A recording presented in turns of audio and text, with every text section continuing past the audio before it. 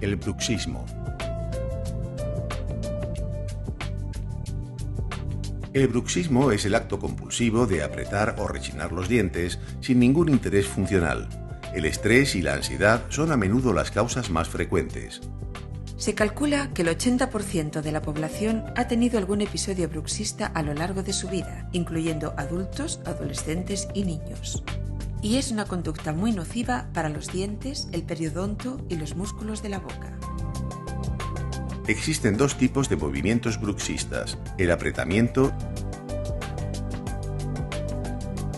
y el rechinamiento, siendo este último el más dañino.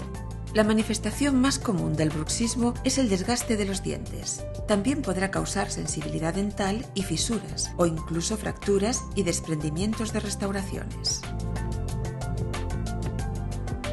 Además, puede producir la pérdida de anclaje de los dientes.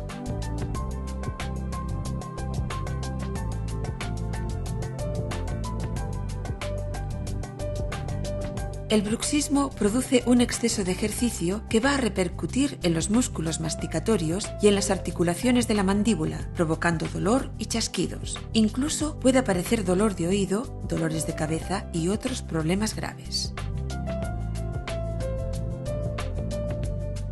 El bruxismo puede ser diurno o nocturno, siendo este último el más frecuente y que a menudo pasa desapercibido.